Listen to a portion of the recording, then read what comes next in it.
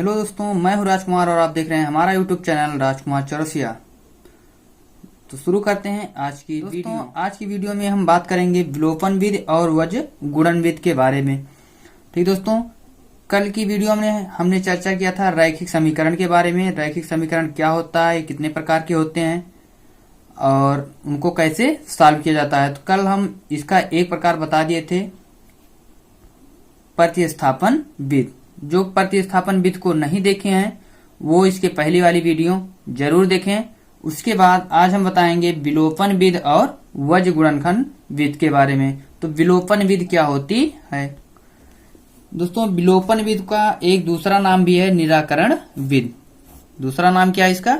निराकरण विधि या विलोपन विधि। इस विधि में क्या होता है? विलोपन, एक शब्द मिल क्या रहा है यहाँ पे?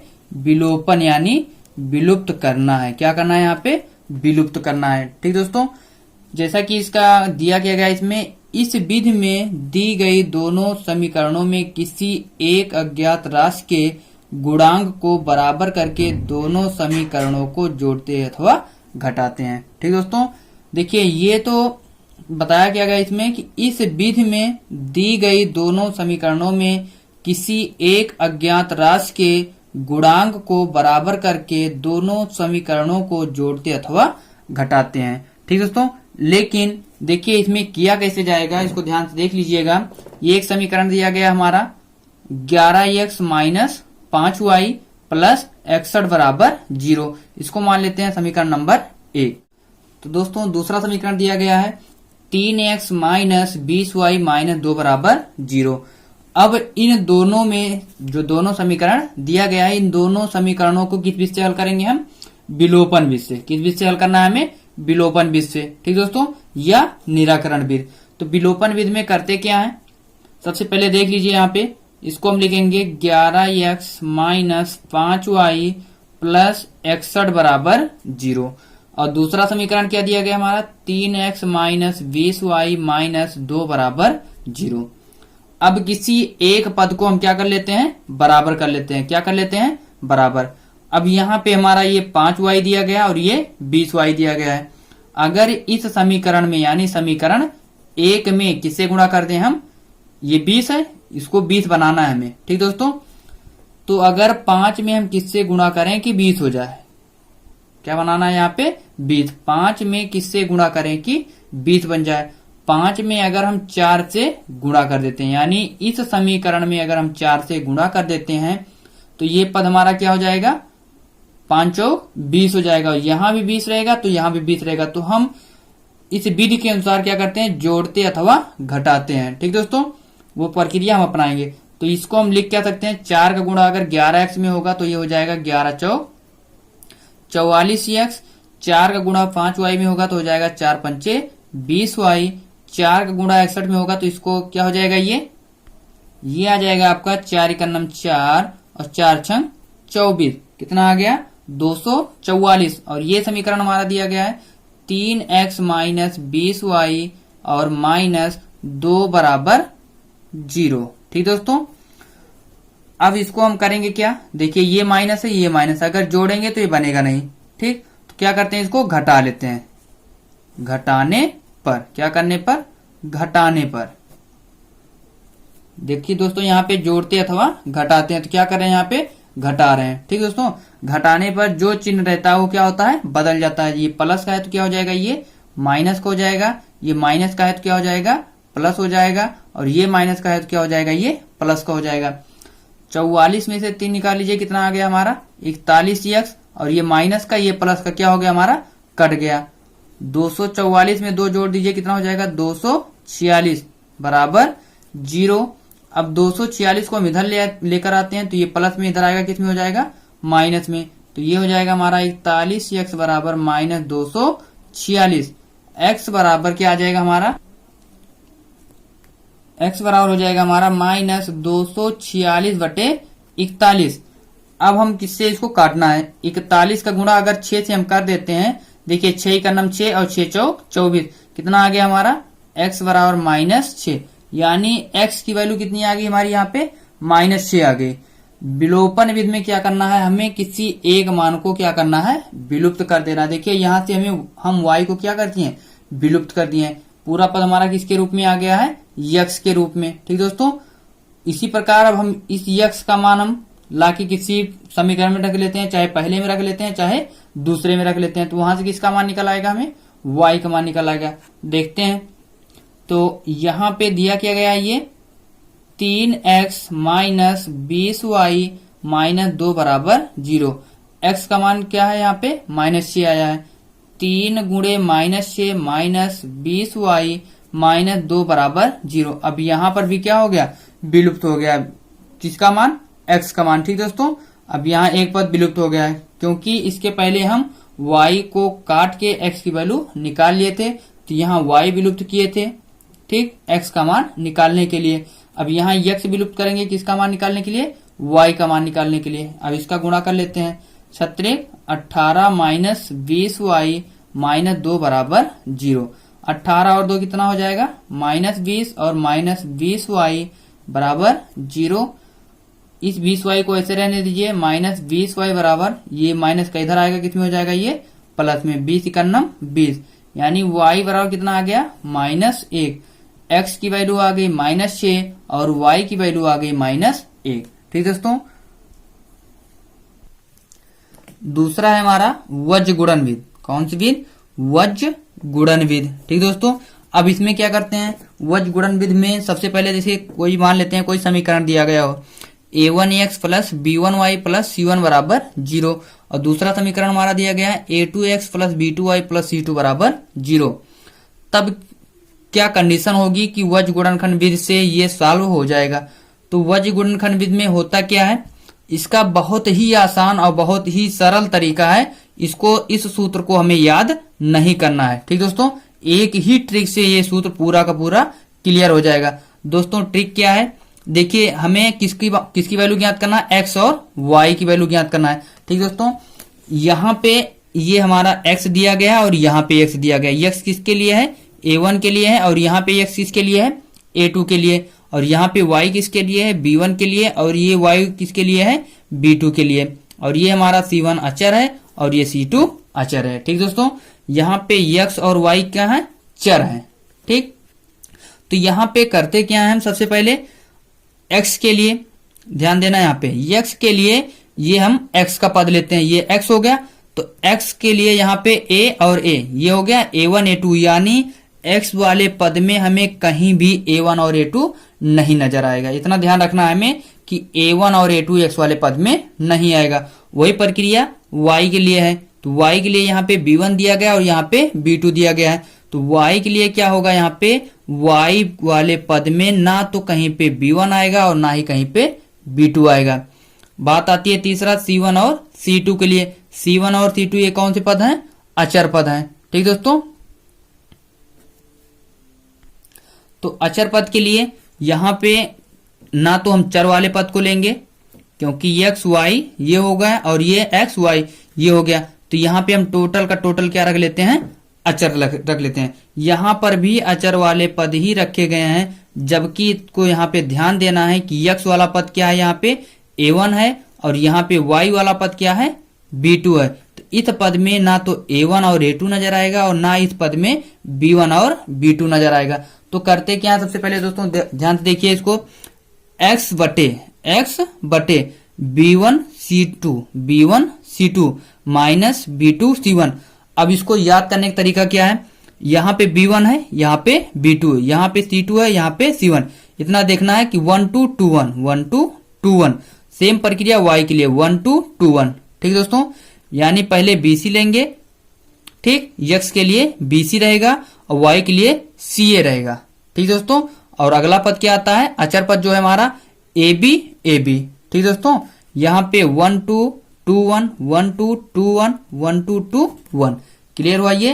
अब x की वैल्यू कैसे ज्ञात करेंगे, ये तो हमारा पद दिया गया है फार्मूले के रूप में। ठीक दोस्तों, अब हम x की वैल्यू निकालने के लिए इसको हम किसके, देखिए ये हमारा इसके बराबर है, ये इसके बराबर है, तो हम इसको इसके बराबर लिख सकते हैं।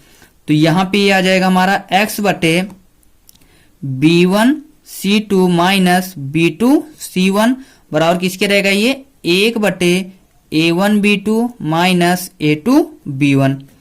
अब x बराबर इसको ऊपर भेज दीजिए तो यह आ जाएगा B1C2 माइनस B2C1 अपान A1B2 माइनस A2B1। ये x की वैल्यू आ गई। ठीक दोस्तों, इसी प्रकार हमें y की वैल्यू क्लियर हो जाएगी। तो y बराबर क्या हो जाएगा, y इस वाले पद को यहाँ पे भेज दीजिए तो ये हो जाएगा C1A2 माइनस C2A1 अपान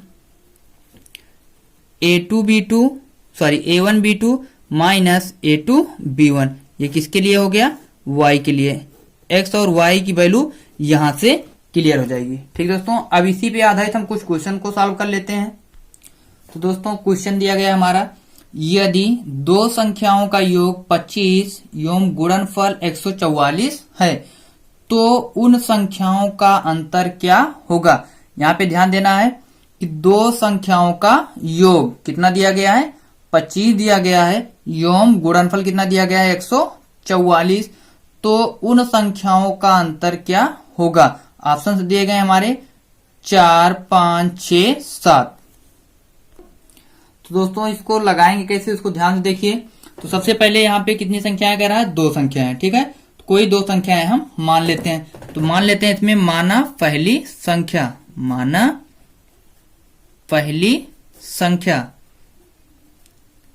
हम मान लेते हैं x और माना दूसरी संख्या क्या मान लेते हैं, y। पहली शर्त क्या दी गई है, उन दोनों संख्याओं का योग कितना है, 25। पहली शर्त के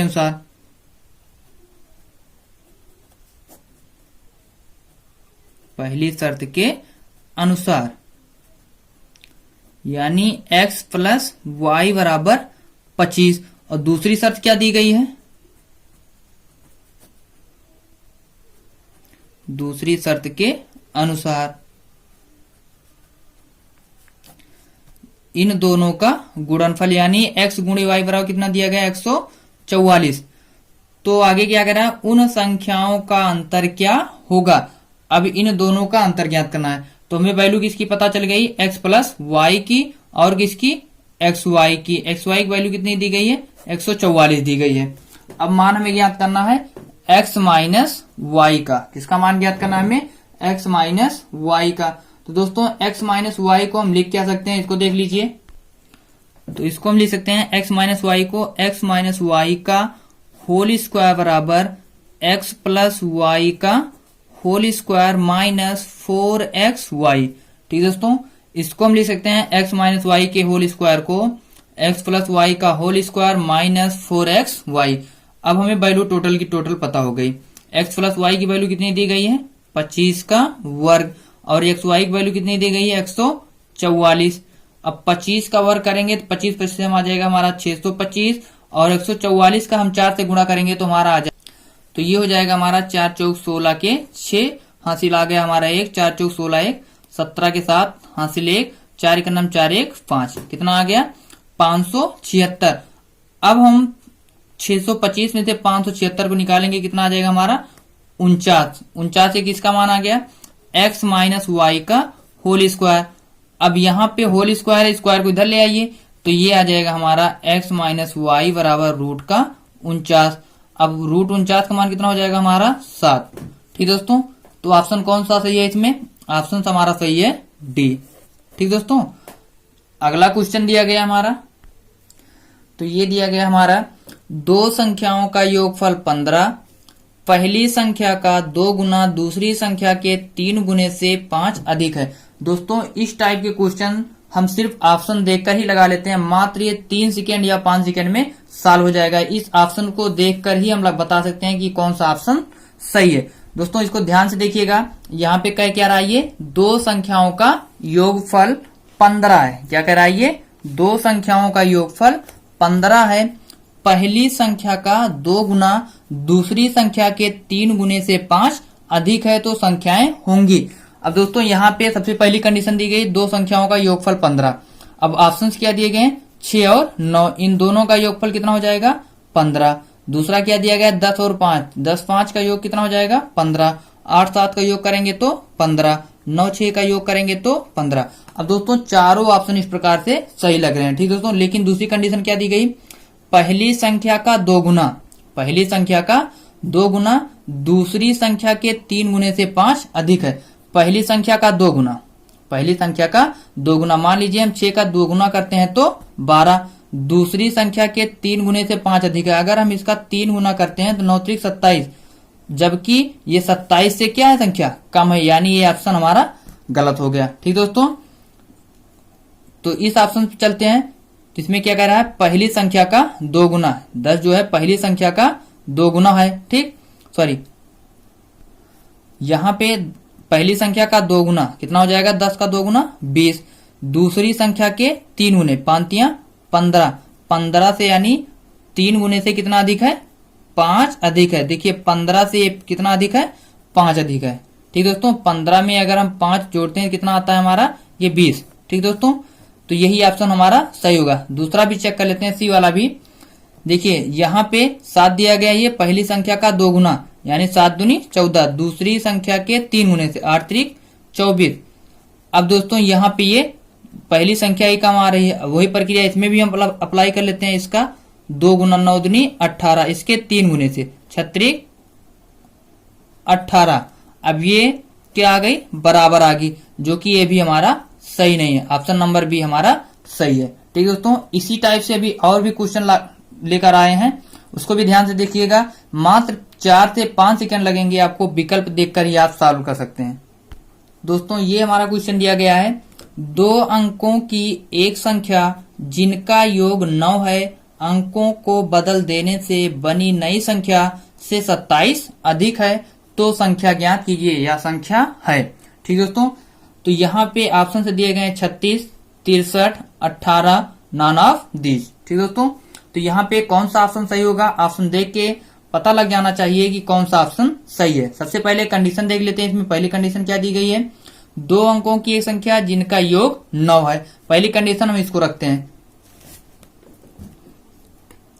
तो ये हो जाएगा हमारा, यहाँ पे योग कर लेते हैं। 6 और 3 का योग कितना हो जाएगा, 9। यहाँ पे 6 और 3 का योग 9, 8 और 1 का योग 9। ठीक दोस्तों, ये तो क्लियर हो गया।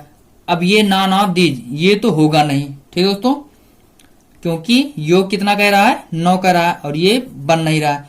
अब इन्हीं तीनों विकल्पों में से एक विकल्प सही है, लेकिन अब क्या कर रहा है, अंकों को बदल देने से बनी नई संख्या। अगर हम 36 को बदलते हैं, 36 को बदलते हैं तो क्या हो जाएगा, 63। क्या हो जाएगा, 63, और 63 हो गया। ये बनी संख्या नई संख्या से 27 अधिक है। अब नई संख्या तो ये हो गई हमारी 63, और ये पुरानी संख्या क्या है, 36, और क्या कह रहा है इसमें, नई संख्या से 27 अधिक है। कितना अधिक है, नई संख्या से 27 अधिक है।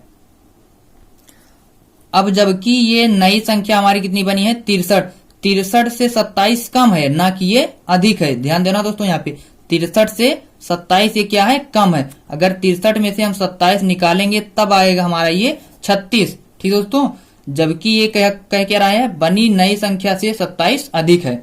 नई संख्या से क्या है, इसको अधिक होना चाहिए था, जबकि ये नई संख्या से क्या है, कम है। दूसरा ऑप्शन देख लेते हैं, यहाँ पे क्या दिया गया, ये 63। ठीक दोस्तों, अब यहाँ पे क्या कह रहा है, इसके अंकों को बदल देने से। अगर 63 के अंकों को बदलते हैं तो ये कौन सा अंक आ जाएगा हमारा, 36। अब 36 जो संख्या आ गई 36, ठीक है, अंकों को बदल देने से बनी नई संख्या से 27 अधिक है। अब नई संख्या हमारी आ गई 36, कितना अधिक है, 27। अगर 36 में 27 जोड़ देंगे तो कितना आ जाएगा, 63। ये ऑप्शन हमारा क्या है, सही है। ठीक दोस्तों, तीसरा विकल्प हमारा सही नहीं होगा, क्योंकि अगर इसको हम बदलेंगे तो ये आ जाएगा 81, जबकि ये बहुत कम है। ठीक है, तो इसी प्रकार हम ऑप्शंस को देखकर ही पता लगा सकते हैं कौन सा ऑप्शन हमारा सही है।